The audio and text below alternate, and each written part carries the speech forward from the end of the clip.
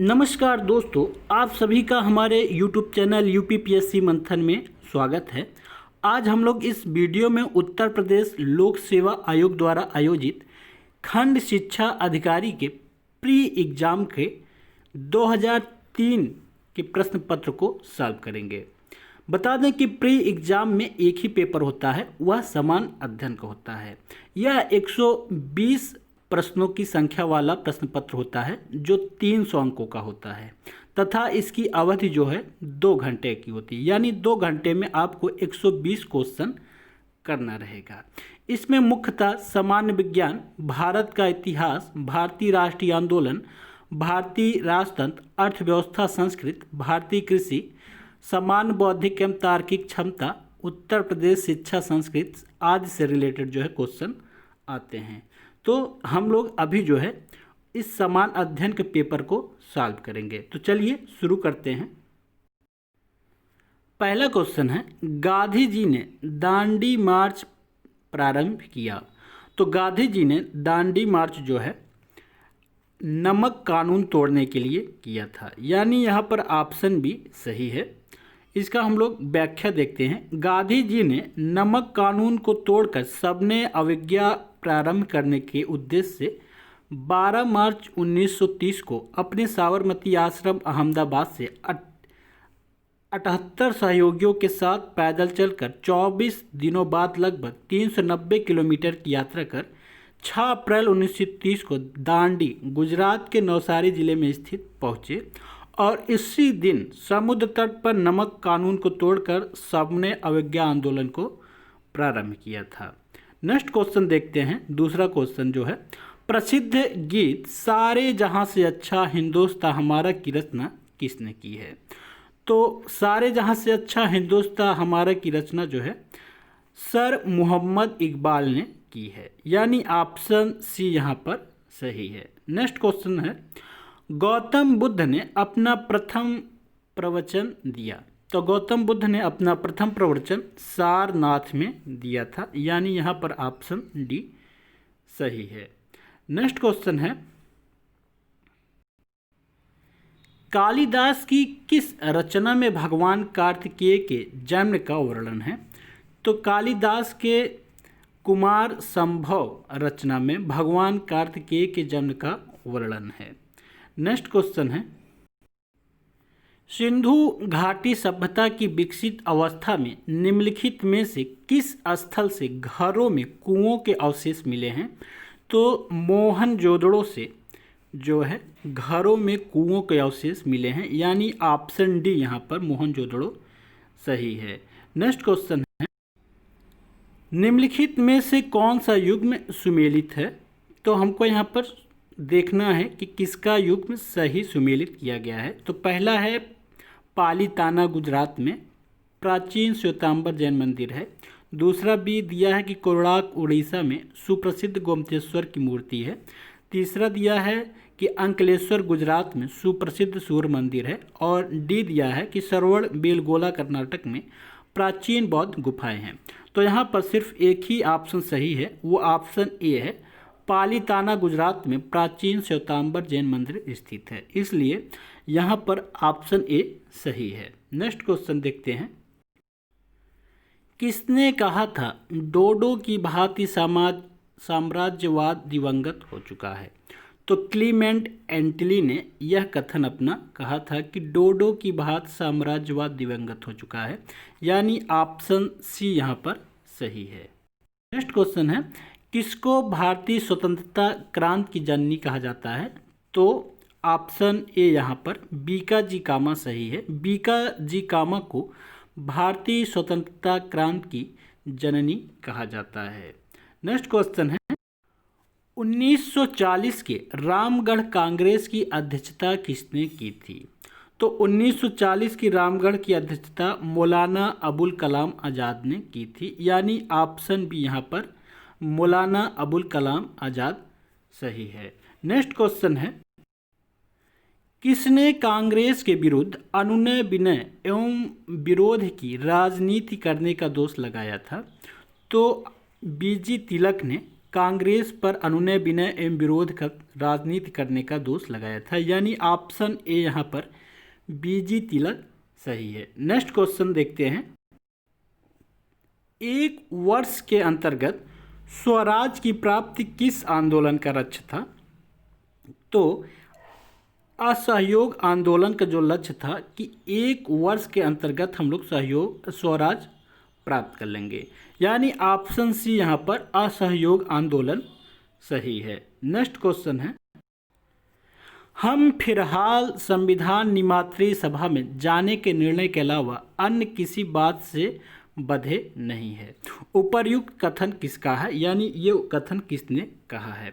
तो यह कथन M.A. जिन्ना का है। M.A. जिन्ना ने कहा था कि हम फिलहाल संविधान निर्मात्री सभा में जाने के निर्णय के अलावा अन्य किसी बात से बंधे नहीं है। यानी ऑप्शन सी यहाँ पर M.A. जिन्ना सही है। नेक्स्ट क्वेश्चन है, दिया गया है किस आंदोलन में वंदे मातरम भारतीय राष्ट्रीय आंदोलन का शीर्ष गीत बना? तो यहाँ पर 4 ऑप्शन दिया गया है। तो आप स्वदेशी आंदोलन में वंदे मातरम भारतीय राष्ट्रीय आंदोलन का शीर्ष गीत बना था। यानी ऑप्शन ए स्वदेशी आंदोलन यहाँ पर सही है। नेक्स्ट क्वेश्चन देखते हैं। नेक्स्ट क्वेश्चन है, खादी को स्वतंत्रता की वर्दी किसने कहा? तो महात्मा गांधी ने खादी को स्वतंत्रता की वर्दी कहा था। यानी ऑप्शन ए यहाँ पर महात्मा गांधी सही है। आपको बता दें कि 2003 के खंड शिक्षा अधिकारी का जो पेपर है टू द पॉइंट है, लेकिन आगामी पेपर जो है किस तरीके से आएगा, किस तरीके से आयोग इसको बनाएगा, ये कहना मुश्किल है। लेकिन ये निश्चित तौर पर कहा जा सकता है कि वो भी टू द पॉइंट ही होगा। नेक्स्ट क्वेश्चन हम लोग देखते हैं, निम्न में से किस आंदोलन से गांधी जी संबंधित नहीं थे? तो यहाँ पर 4 आंदोलन दिया गया है। ऑप्शन ए में होम रूल आंदोलन, ऑप्शन बी असहयोग आंदोलन, ऑप्शन सी सबने अवज्ञा आंदोलन और ऑप्शन डी भारत छोड़ो आंदोलन। तो बता दें कि इन तीनों में असहयोग आंदोलन, सबने अवज्ञा आंदोलन और भारत छोड़ो आंदोलन में भारत के महात्मा गांधी जी संबंधित थे। महात्मा गांधी जी इन तीनों आंदोलन बढ़ चढ़कर भाग लिए थे। लेकिन होम रूल आंदोलन में महात्मा गांधी जी संबंधित नहीं थे, या महात्मा गांधी में जी ने इसमें भाग नहीं लिए थे। ये जो है एनी बेसेंट इसकी प्रमुख संचालिका थी। नेक्स्ट क्वेश्चन है, भारतीय राष्ट्रीय कांग्रेस के निम्नलिखित अधिवेशनों में से किस अधिवेशन में बाल गंगाधर तिलक ने कहा था, स्वराज हमारा जन्मसिद्ध अधिकार है, मैं इसे लेकर रहूँगा? तो यहाँ पर 4 अधिवेशन दिए गए हैं। जिस अधिवेशन में इन्होंने कहा था कि स्वराज हमारा जन्मदिन अधिकार है, वह इनमें से कौन है? तो वो जो है लखनऊ अधिवेशन 2016 में बाल गंगाधर तिलक ने यह कथन कहा था कि स्वराज हमारा जन्मसिद्ध अधिकार है, मैं उसे लेकर रहेंगे। यानी ऑप्शन ए यहाँ पर लखनऊ अधिवेशन 1916 जो है सही है। नेक्स्ट क्वेश्चन है, दिया गया है कि नीचे घटना क्रमों की सूची दी गई है, उन्हें तिथि के अनुसार क्रमबद्ध कीजिए। पहला है बंग भंग का निर्णय, दूसरा है स्वराज को कांग्रेस का उद्देश्य स्वीकार करना, तीसरा है स्वदेशी आंदोलन की औपचारिक घोषणा और चौथा है सूरत फूट। इसे जो है चरणबद्ध तरीके से करना है कि सबसे पहले कौन और सबसे बाद में कौन। तो सबसे पहले बंग भंग का निर्णय लिया गया, उसके बाद स्वदेशी आंदोलन की औपचारिक घोषणा की गई, फिर सूरत फूट हुआ और लास्ट में स्वराज को कांग्रेस का उद्देश्य स्वीकार करना जो है ये लास्ट में हुआ था। यानी पहले 1, फिर 3, फिर 4, फिर 2, यही इसका सीरियल है। यानी यहाँ पर कूट में ऑप्शन ए 1, 3, 4, 2 सही है। नेक्स्ट क्वेश्चन है, यहाँ पर क्वेश्चन दिया गया है कि सूची फर्स्ट समाचार पत्र को सूची सेकंड संपादक से सुमेलित कीजिए तथा सूचियों के नीचे दिए गए कोड का उपयोग करते हुए सही उत्तर को चुनिए। यहाँ पर सूची फर्स्ट समाचार पत्र है और सूची सेकंड संपादक है। समाचार दर्पण का संबंध किसने है या इसके संपादक कौन थे? तो समाचार दर्पण के संपादक मार्स मैन थे। यानी यहाँ पर ऑप्शन 4 जो है सही है। मिरात उल अखबार के संपादक कौन थे? तो राजा राम मोहन राय जो है मिरात उल अखबार के संपादक थे। वहीं केसरी के संपादक कौन थे? तो केसरी के संपादक वीजी तिलक थे तथा यंग इंडिया के संपादक महात्मा गांधी थे। यानी ए का 4 और मिरात उल अखबार बी का फर्स्ट, सी का सेकंड और डी का थर्ड यहाँ पर होगा। नेक्स्ट क्वेश्चन है, भारत के संविधान में अंतर्राष्ट्रीय शांति तथा सुरक्षा को प्रोत्साहन देना सन्निहित है। तो ऑप्शन 4 यहाँ पर दिया गया है। संविधान की प्रस्तावना में, राज्य के नीति निर्देशक सिद्धांतों में, मौलिक कर्तव्यों में और नवम सूची में। तो भारत के राज्य के नीति निर्देशक सिद्धांतों में अंतर्राष्ट्रीय शांति तथा सुरक्षा को प्रोत्साहन देने की सन्निहित है। यानी ऑप्शन बी यहाँ पर राज्य के नीति निर्देशक सिद्धांत सही है। नेक्स्ट क्वेश्चन है, पंचायती राज की अनुशंसा की गई। तो यहाँ पर 4 ऑप्शन दिया गया है। 1935 के भारत सरकार अधिनियम द्वारा, 1942 के क्रिप्स मिशन द्वारा, 1947 के भारतीय स्वतंत्रता अधिनियम द्वारा और बलवंत राय मेहता समिति रिपोर्ट द्वारा। तो इन चारों ऑप्शन में ऑप्शन डी बलवंत राय मेहता समिति रिपोर्ट 1957 द्वारा पंचायती राज की अनुशंसा की गई। यानी ऑप्शन डी यहाँ पर सही है। नेक्स्ट क्वेश्चन है, पंचायती राज का मुख्य उद्देश्य है।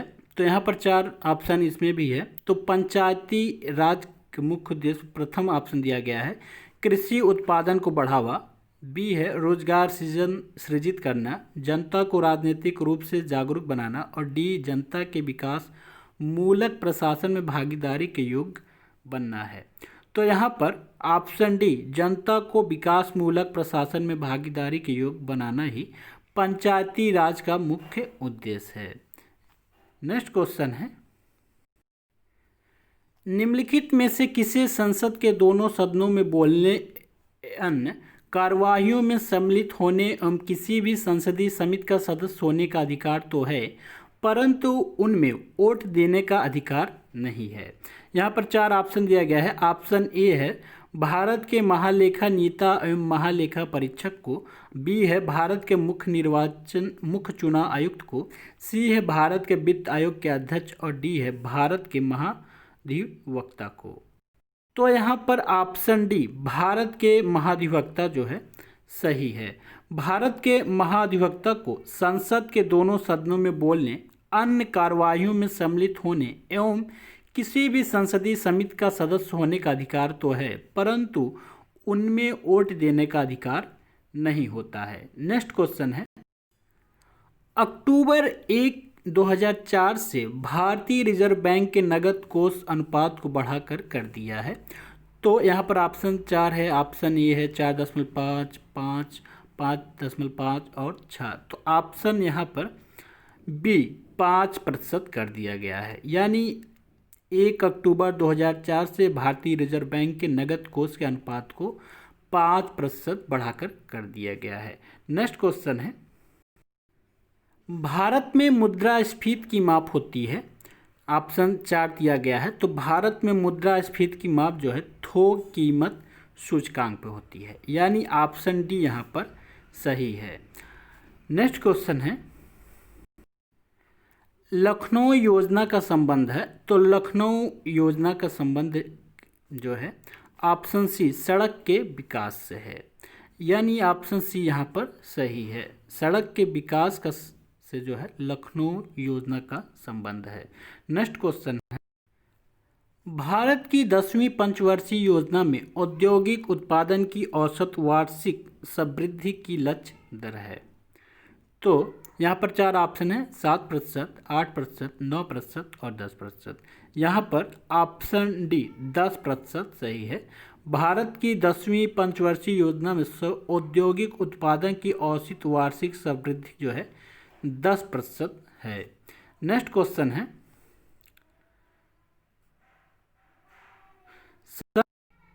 संघ के 2004-05 के बजट के अनुसार वर्ष 2003-04 के सार्वजनिक वितरण प्रणाली के अंतर्गत मदों पर सहायिका की राशि निम्नलिखित में से किस एक सीमा में थी? ऑप्शन ए है 8,000 से 12,000 करोड़, बी है 15,000 से 20,000 करोड़, सी है 25,000 से 30,000 करोड़ और डी है 32,000 से 36,000 करोड़। तो इसका सही आंसर है ऑप्शन डी 32,000 से 36,000 करोड़ तक जो है सार्वजनिक वितरण प्रणाली का जो है इसका दर था। नेक्स्ट क्वेश्चन है, किस पंचवर्षीय योजना का मुख्य उद्देश्य गरीबी हटाओ रखा गया है?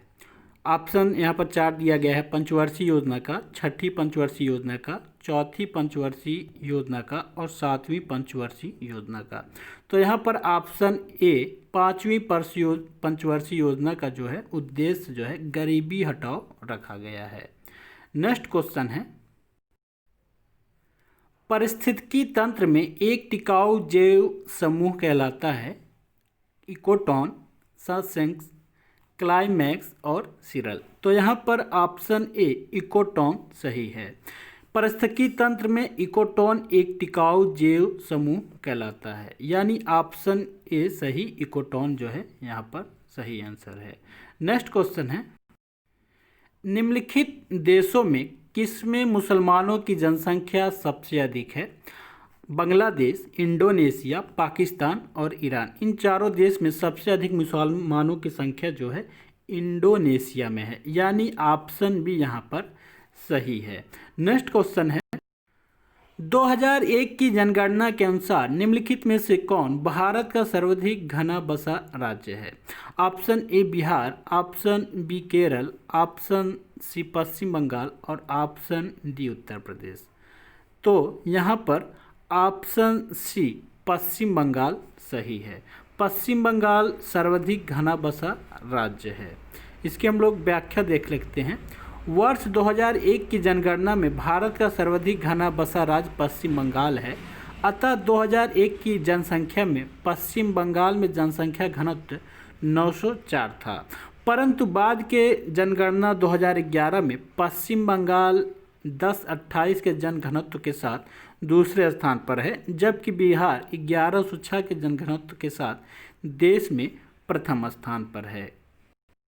क्वेश्चन है, संयुक्त राष्ट्र पर्यावरण कार्यक्रम की एक रिपोर्ट के अनुसार एक भूरे रंग की धुंध अथवा एशियाई भूरे रंग का बादल जो एशिया के 10 मिलियन वर्ग किलोमीटर आकाश पर आच्छादित है तबाही मचा सकता है। ऑप्शन ए है वर्षा के स्वरूप में, अनाज उत्पादन में, मानवीय स्वास्थ्य के क्षेत्र में और ऑप्शन डी दिया गया है उपर्युक्त सही। तो बता दें यहाँ तीनों ऑप्शन सही है। इसके लिए ऑप्शन डी उपर्युक्त तीनों जो है सही है। नेक्स्ट क्वेश्चन देखते हैं, निम्नलिखित में से कौन सा युग सुमेलित है? ऑप्शन ए दिया है हैम्बर्ग एल्वी नदी, बेलग्रेड सीन नदी, कीव डॉन नदी और लाहौर सतलज नदी। तो बता दें यहाँ पर हैम्बर्ग जो है सही है, हैम्बर्ग एल्वी नदी पर है, बेलग्रेड सीन नदी पर नहीं है और ना ही कीव डॉन नदी और लाहौर ना ही सतलुज नदी पर है। इसलिए यहाँ पर ऑप्शन ए हैम्बर्ग जो है सही है, हैम्बर्ग एल्वी नदी पर स्थित है। इसकी व्याख्या देख लेते हैं। हैम्बर्ग नगर समुद्र से 120 किलोमीटर अंदर एल्वे नदी की उत्तरी शाखा पर बर्लिन से 285 किलोमीटर उत्तर पश्चिम में सपाट भूमि पर स्थित है। इस नगर में नहरों का जाल बिछा हुआ है। इसके बीच से एल्स्टर नदी भी बहती है जो इसे दो भागों में विभक्त करती है। नेक्स्ट क्वेश्चन है, क्वेश्चन दिया गया है कि निम्नलिखित में से कौन सा सही सुमेलित है? ऑप्शन ए दिया है कि आर्द्र शीत ऋतु, शुष्क ऋतु, शुष्क ग्रीष्म ऋतु ये कहाँ पे बहती है? ये इटली में बहती है, तो ये सही है। वर्ष भर आर्द्र ये सूडान में दिखाया गया है, तो ये गलत है।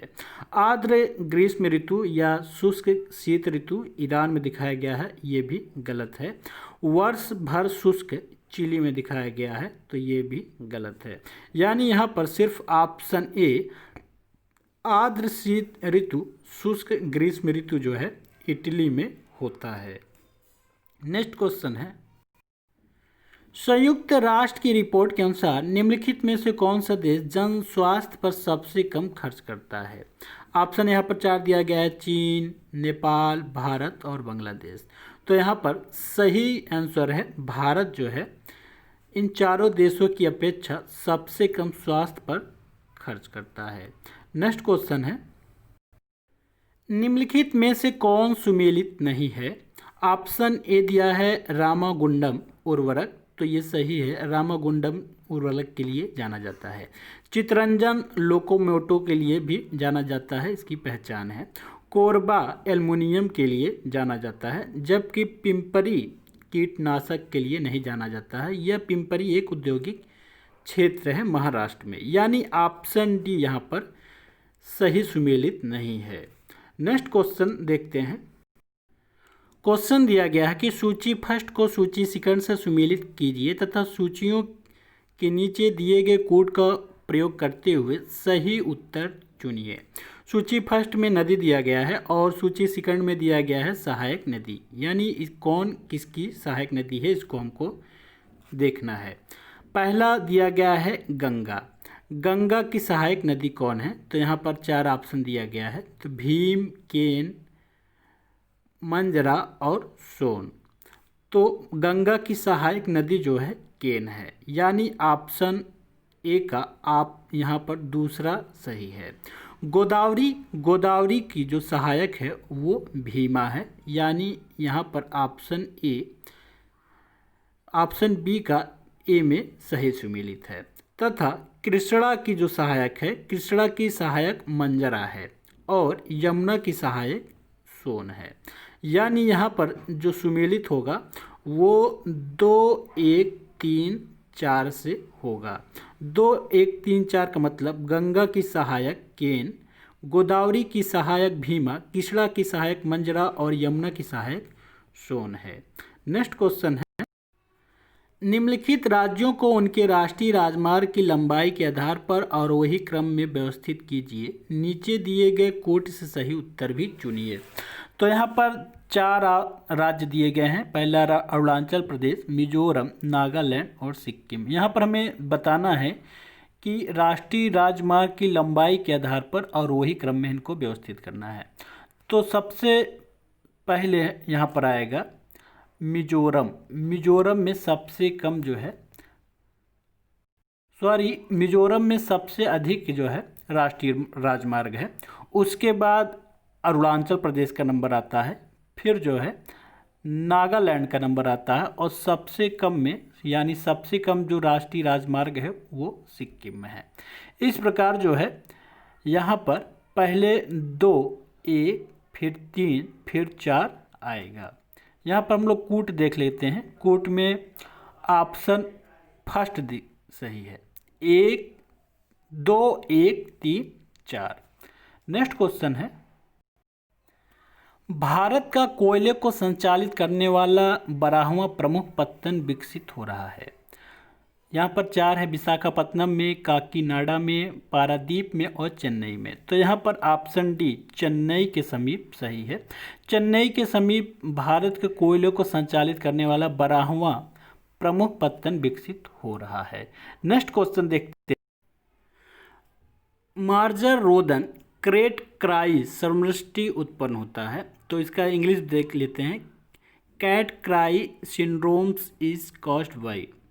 तो यहाँ पर 3 ऑप्शन दिया गया है, विटामिन डी की कमी से, 5वें गुणसूत्र के विपथन से और एक्स किरणों के विपथन से। तो यहाँ पर ऑप्शन जो है 5वें गुणसूत्र के विपथन से और एक्स किरणों के प्रभावन से सही है, यानी ऑप्शन सेकंड और थर्ड सही है। यहाँ पर इसका हम लोग कूट देख लेते हैं। कूट एक में दिया गया है फर्स्ट सेकंड, एक में सेकंड, एक में फर्स्ट और एक में सेकंड और थर्ड दिया गया है, यानी ऑप्शन डी यहाँ पर सेकंड थर्ड वाला सही है। नेक्स्ट क्वेश्चन है, सूची फर्स्ट को सूची सेकंड से सुमेलित कीजिए तथा सूचियों के नीचे दिए गए कोड की सहायता से सही उत्तर का चयन कीजिए। सूची फर्स्ट में जो है बीमारियों का नाम दिया गया है और ये जो है कैसे फैलता है उसका नाम दिया गया है। फर्स्ट दिया गया है मलेरिया। तो मलेरिया किससे फैलता है? तो मलेरिया जो है चीता मच्छर से फैलता है, टाइगर मॉस्क्यूटो से फैलता है, यानी फर्स्ट का डी सही है। काला जार जो है, काला जार क्यूलैक्स से फैलता है, यह क्यूलैक्स से होता है, यानी ऑप्शन ए सही है। डेंगू कैसे फैलता है? तो डेंगू एनाफिलिस के कारण फैलता है या एनीफिलिस से होता है। एन्सेफ्लाइटिस जो है सैंड फ्लाई भी कहा जाता है, यह सैंड फ्लाई के कारण होता है। नेक्स्ट क्वेश्चन है, निम्नलिखित में से किसका उपयोग जीवाश्म की आयु निर्धारण करने में होता है? ऑप्शन 4 दिया गया है, फास्फोरस 31, ट्राइटियम, रेडियम और कार्बन 14। तो यहाँ पर ऑप्शन डी कार्बन 14 जो है सही है। कार्बन 14 के उपयोग से जीवाश्म की हम लोग आयु का निर्धारण करते हैं। नेक्स्ट क्वेश्चन, धावन मशीन का कार्यकारी सिद्धांत है। The working principle of washing machine is. तो यहाँ पर 4 ऑप्शन है, उपकेंद्रीकरण, अपोहन, उत्क्रम परासरण और विसरण। तो यहाँ पर ऑप्शन बी अपोहन जो है सही है। अपोहन जो है धावन मशीन या वॉशिंग मशीन का जो है सिद्धांत है। नेक्स्ट क्वेश्चन है, निम्नलिखित में से कौन सा नत्रजनीय जैव उर्वरक के रूप में प्रयुक्त होता है? Which of the following is used as nitrogenous biofertilizer? Option 4 दिया गया है, कवक, मांस, नील हरित शैवाल और अनावृत बीजी। तो यहाँ पर ऑप्शन सी नील हरित शैवाल सही है। नील हरित शैवाल जो है नत्रजनीय जैव उर्वरक के रूप में प्रयुक्त होता है। नेक्स्ट क्वेश्चन है सूची फर्स्ट को सूची सेकंड से सुमेलित कीजिए तथा सही उत्तर का चयन सूचियों में नीचे दिए गए कोड की सहायता से दीजिए। यहाँ पर सूची फर्स्ट में पौधा दिया गया है और सूची सेकंड में उसका उपयोग दिया गया है। फर्स्ट में पहला है ब्राह्मी का उपयोग क्या है? तो ब्राह्मी का उपयोग जो है मस्तिष्क की टॉनिक बनाने में किया जाता है। सदाबहार का उपयोग मधुमेह दूर करने वाला होता है, यह मधुमेह में इसका किया जाता है। पुदीना का उपयोग वातहर में किया जाता है और तुलसी का कफो उत्सारक में किया जाता है। यानी पहले का चौथा, बी का पहला, सी का दूसरा और डी का तीसरा यहाँ पर सही है। कूट देख लेते हैं, तो कूट में यहाँ पर बी वाला कूट सही है। नेक्स्ट क्वेश्चन है, निम्नलिखित में से कौन सी सूचना प्रौद्योगिकी की परिभाषा नहीं है? तो लॉगिन, मॉडेम, पासवर्ड और पिनाका। तो यहाँ पर तीनों लॉगिन, मॉडेम और पासवर्ड ये सूचना प्रौद्योगिकी से संबंधित है, लेकिन पिनाका जो है सूचना प्रौद्योगिकी से नहीं संबंधित है। पिनाका एक रॉकेट लॉन्चर है जिसे इजराइल और भारत के सहयोग से बनाया गया है, यानी यहाँ पर ऑप्शन डी पिनाका सही है। नेक्स्ट क्वेश्चन है, दिया गया है कि सूची फर्स्ट को सूची सेकंड से सुमेलित कीजिए तथा सूचियों के नीचे दिए गए कोड की सहायता से सही उत्तर का चयन कीजिए। यहाँ पर सूची फर्स्ट दिया गया है और ये सूची सेकंड दिया गया है। पहला दिया गया है कि आयनस शक्ति किससे संबंधित है? तो आयनस शक्ति यहाँ पर पनडुब्बी से संबंधित है, यानी पहला यहाँ पर सही है। इनसेट 1D एक भूस्थैतिक उपग्रह है, यानी यहाँ पर बी इसका सही मिलान है। तथा दिया गया है कि अग्नि क्या है? तो अग्नि एक मिसाइल है, यानी यहाँ पर ऑप्शन डी, ऑप्शन 4 यहाँ पर प्रक्षेपित मिसाइल सही है। और वहीं निशांत जो है, निशांत पायलट विहीन लड़ाकू विमान है। तो यहाँ पर 1 3 4 2 जो है कूट बनेगा, यानी यहाँ पर हम लोग देख लेते हैं। यहाँ पर कूट 1 3 4 2 जो है सही है। नेक्स्ट क्वेश्चन है, पृथ्वी के तरल कोड से भिन्न चंद्रमा का कोड है। 4 ऑप्शन है, प्लाज्मा, वाष्प, सील गैस, श्यान द्रव और ठोस। तो यहाँ पर ऑप्शन डी ठोस सही है। तो पृथ्वी के तरल कोड से भिन्न जो है चंद्रमा का ठोस क्रोड है। नेक्स्ट क्वेश्चन है, क्लोरोफिल एवं हीमोग्लोबिन में उपस्थित धातुएं क्रमशः हैं। ऑप्शन 4 दिया गया है। पहला है जिंक और मैग्नीशियम, मैग्नीशियम तथा आयरन, मैग्नीशियम तथा पोटेशियम, कोबाल्ट तथा आयरन। तो यहाँ पर ऑप्शन बी मैग्नीशियम तथा आयरन सही है।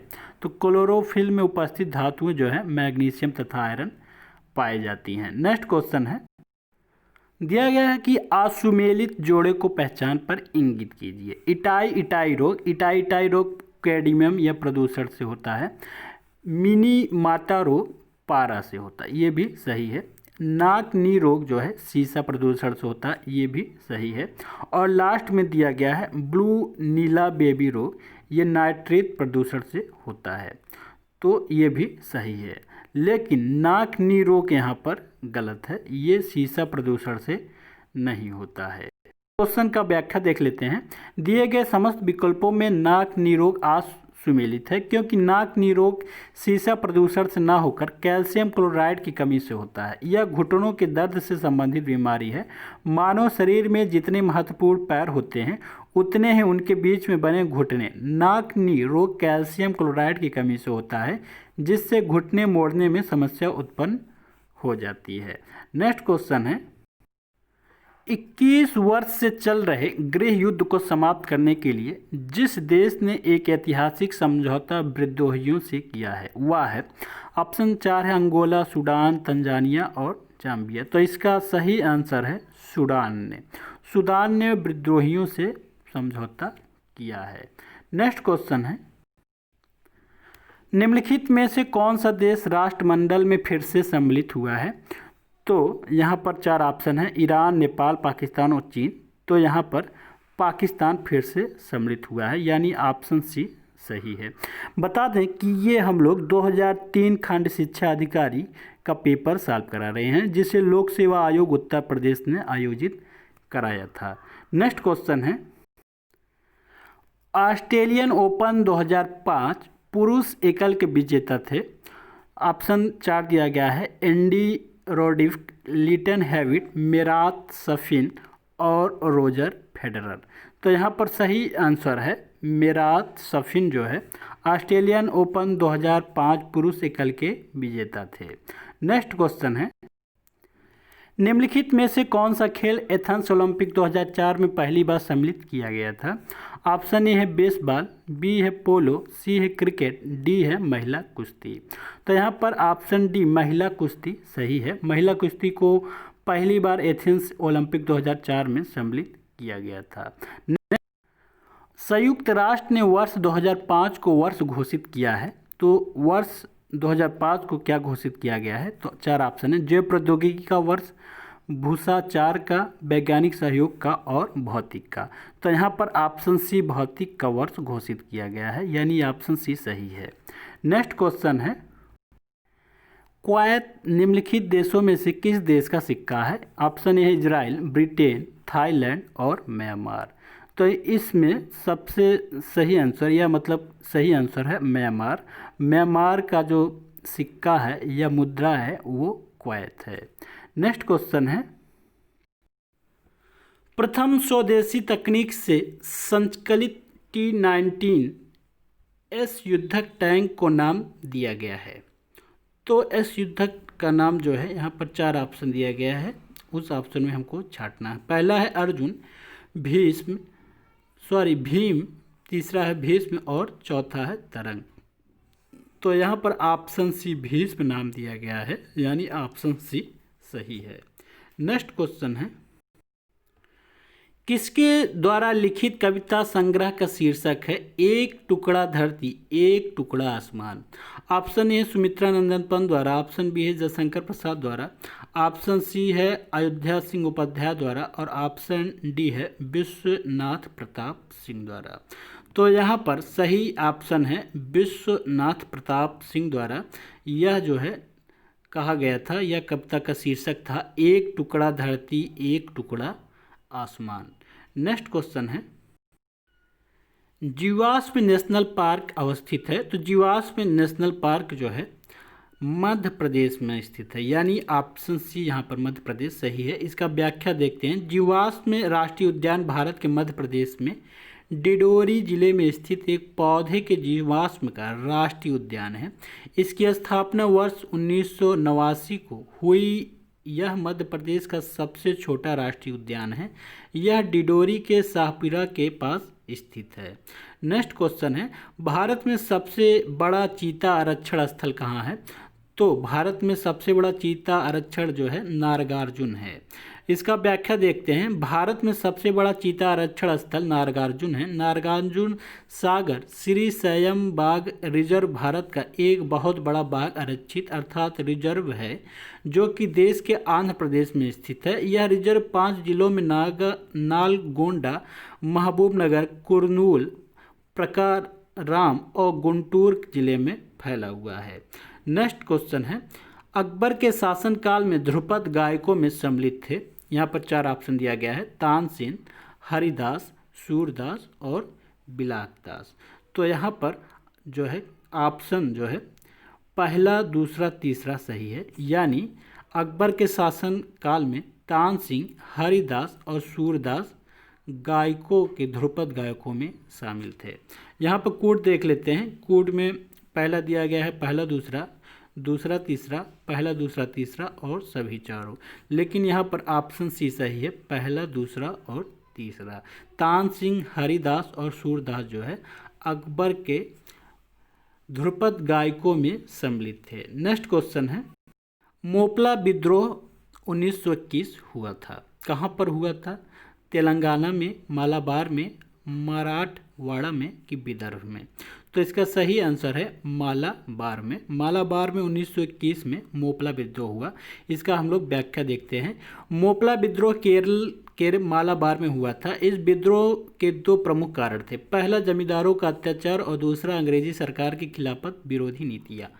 इस आंदोलन को महात्मा गांधी, शौकत अली, मौलाना अबुल कलाम आज़ाद जैसे नेताओं का समर्थन सहयोग प्राप्त था। नेक्स्ट, सूची फर्स्ट को सूची सेकंड से सुमेलित कीजिए तथा सूचियों के नीचे दिए गए कोड से सही उत्तर का चयन करिए।